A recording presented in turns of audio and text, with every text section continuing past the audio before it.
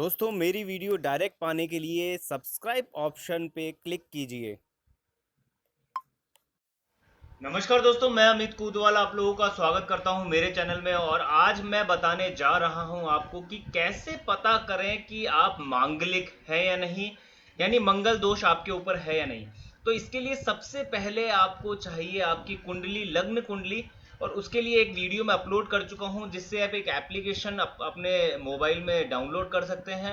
और उस एप्लीकेशन में जैसे ही आप अपनी डेट ऑफ बर्थ, टाइम, आपका नाम और प्लेस ये फिल करेंगे तो एक चार्ट आपके सामने आएगा, वहां पर लग्न कुंडली चार्ट। इस चार्ट में कुछ आपको इंफॉर्मेशन दिखेगी। वो इंफॉर्मेशन कैसे रीड करते हैं वो मैं आपको समझा दूंगा, लेकिन उससे पहले मैं आपको क्लियर कर देता हूं कि कुंडली में कैसे पता करें कि आप मांगलिक है या नहीं। तो देखिए, कुंडली के अंदर 12 घर होते हैं। वो घर कौन कौन से होते हैं मैं आपको बता देता हूँ। देखिए, पहला जो घर है कुंडली के अंदर, जो फर्स्ट हाउस है आपका, वो यहां से स्टार्ट होता है, जहां पर आपके लग्न भी दिखेगा आपको लिखा हुआ लग्न, यानी कि ले के आगे एक छोटा सा गोला इस तरह से लिखा आपको दिखेगा।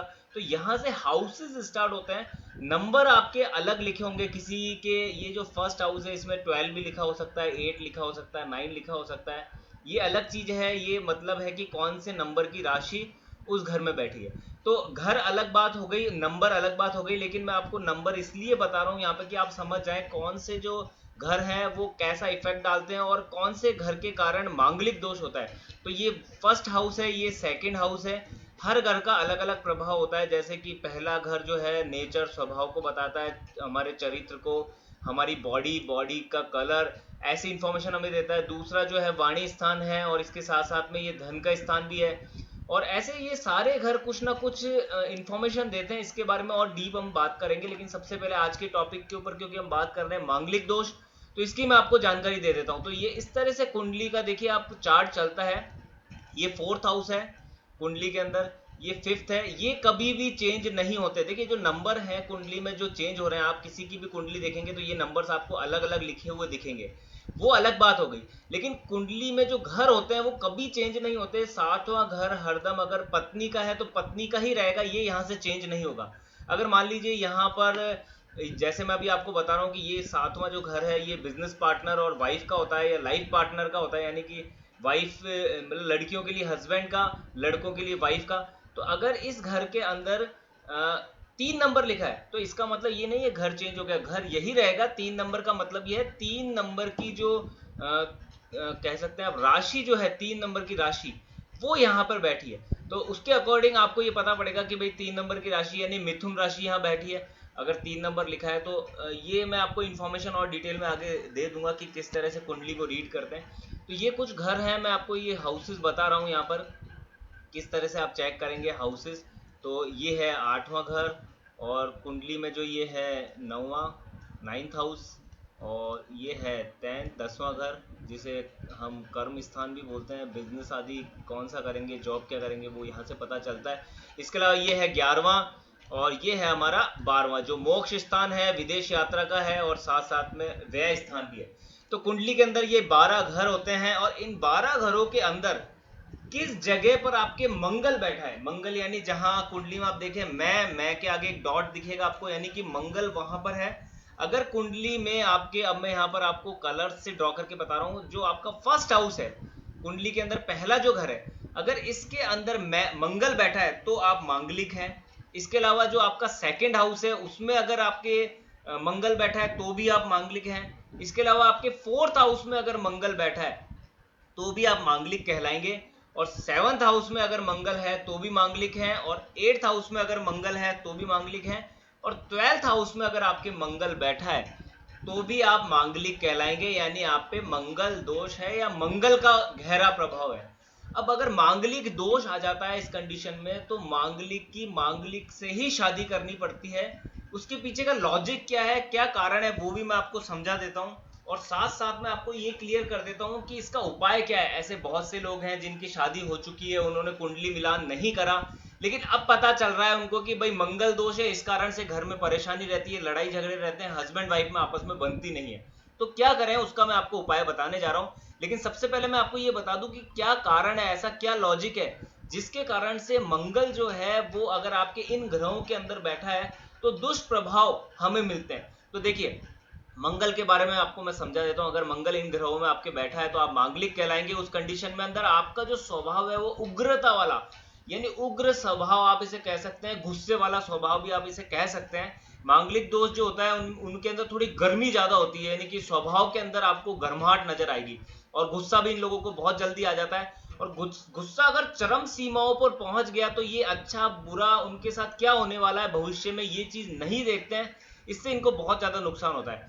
इसके अलावा मांगलिक दोष अगर है तो इस कंडीशन के अंदर सामने वाला जो है उसकी जो शादी है वो लेट होगी, विवाह लेट होगा, आसानी से विवाह नहीं होगा।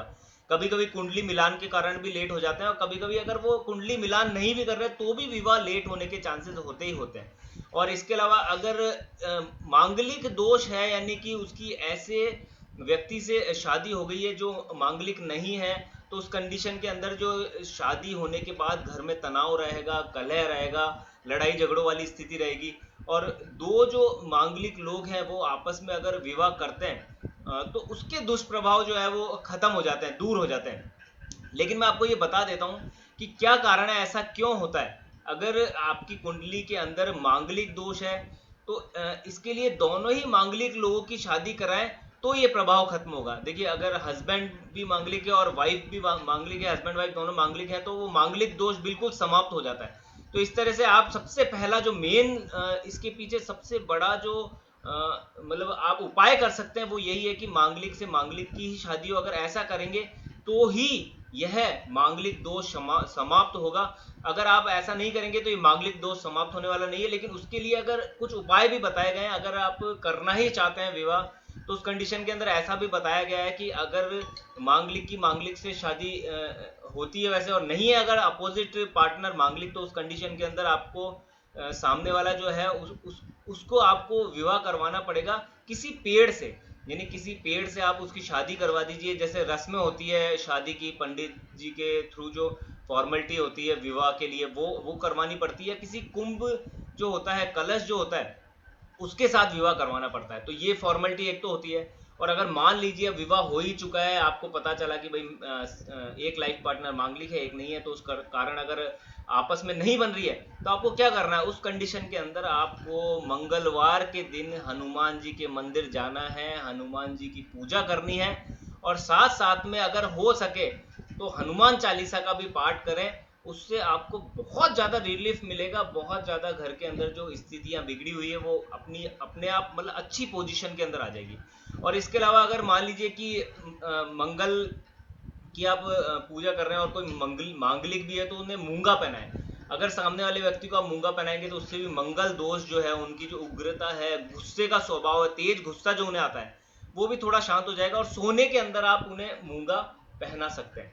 तो ये स्थिति है, इससे आप किसी भी कुंडली को देखते ही एक सेकंड में ये पता कर सकते हैं कि सामने वाला मांगलिक है या नहीं है। अब इस कुंडली के अंदर कैसे प्रभाव देखते हैं, कैसे रिजल्ट निकालते हैं हम लोग कि भाई ये घर इस जगह बैठे हैं तो कैसे रिजल्ट देंगे, वो कुंडली टॉपिक जब हम स्टार्ट करेंगे तो मैं आपको सारी डिटेल में इंफॉर्मेशन दे दूंगा। बहुत आसान है कुंडली पढ़ना। अगर आपने मेरी मान लीजिए कि 10-20 वीडियो जो मैं इस पे बनाऊंगा टॉपिक पे, अगर उसके बेसिक्स आपने क्लियर कर लिए तो आप किसी भी कुंडली को देखते ही एक सेकंड में ये पता कर लेंगे कि सामने वाले का नेचर कैसा है, सामने वाला अंदर मन में क्या सोचता है, ये जीवन में कुछ बड़ा कर पाएगा नहीं कर पाएगा, कोई मुकाम हासिल कर पाएगा या नहीं कर पाएगा, शारीरिक रूप से परेशान तो नहीं रहेगा, माता पिता से इसकी बनेगी या नहीं बनेगी, संपत्ति इसको मिलेगी नहीं मिलेगी, वाहन धन संपत्ति इनके योग है या नहीं है, विदेश यात्रा के योग है या नहीं है, मोक्ष यानी कि आध्यात्म से इसका कनेक्शन कैसा है, और इसके अलावा लाइफ पार्टनर इसको कैसा मिलेगा। तो सब चीजें इस कुंडली में मौजूद है। ये कुंडली, लग्न कुंडली जो है वो हर कहानी हमें हमारे जीवन की बयां करती है। और जैसे ही आपको कुंडली पढ़ना आ गया, आपको एक सेकंड में पता पड़ जाएगा कि मेरे जीवन में ये परेशानी है, और अगर मैं ये उपाय करूंगा या करूंगी तो मेरे जीवन से ही जितनी भी परेशानी है वो बहुत दूर चली जाएगी। यानी आप समझ लीजिए कुंडली के अंदर पूरी जीवन की कहानी लिखी हुई है। और जो व्यक्ति कुंडली को नहीं मानता है वो मैं 100% गारंटी दे रहा हूं, मेरी जब ये 15-20 वीडियो देखेगा तो उसे मानना ही पड़ेगा, क्योंकि कुंडली हर चीज बिल्कुल परफेक्ट बताती है, एग्जैक्ट बताती है, कहीं शंका वाली बात है ही नहीं। और यह जो है ये विज्ञान है, साइंस है, आप इससे समझ लीजिए। ये कोई ऐसी चीज नहीं है कि किसी ने एक चार्ट बना दिया है।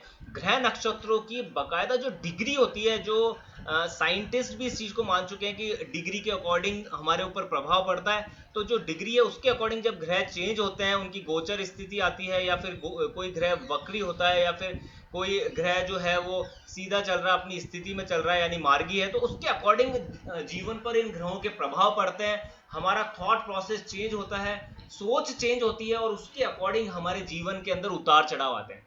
तो जैसे जैसे आप इस टॉपिक को समझते जाएंगे वैसे वैसे आपको सारी चीजें क्लियर हो जाएगी। नेक्स्ट वीडियो में मैं कोशिश करूंगा कि एक ऐसा टॉपिक बनाऊं जिससे आपको कुंडली के बेसिक्स क्लियर हो जाएं कि किसी चार्ट को कैसे रीड किया जाता है, किसी चार्ट को देखते ही आपको ये कैसे पता पड़ेगा कि इसमें उच्च के ग्रह ये हैं और नीच के ग्रह ये हैं, ये अच्छे प्रभाव देंगे, ये बुरे प्रभाव देंगे। तो आपको ये इन्फॉर्मेशन अच्छी लगी हो तो प्लीज इस वीडियो को लाइक करें, शेयर करें, और अभी तक अगर आपने मेरा चैनल दोस्तों सब्सक्राइब नहीं करा है तो आप सब्सक्राइब करें। आपको पामिस्ट्री है, मेडिटेशन है, कुंडली है, ज्योतिष विज्ञान है, इससे रिलेटेड वीडियो टाइम टाइम पर मिलती रहेगी। और जो भी वीडियो मिलेगी वो मैं कोशिश करता हूँ कुछ इस तरह की बनाऊं कि सामने वाले को बहुत इजीली समझ में आ जाए। तो आप मेरा चैनल सब्सक्राइब कीजिए और एक बेल आइकॉन है उसे भी क्लिक कर दीजिएगा, तो डायरेक्टली मेरी वीडियो आप तक पहुंच जाएगी। जैसे मैं वीडियो अपलोड करूंगा आपके पास एक मैसेज आ जाएगा। Okay, thank you.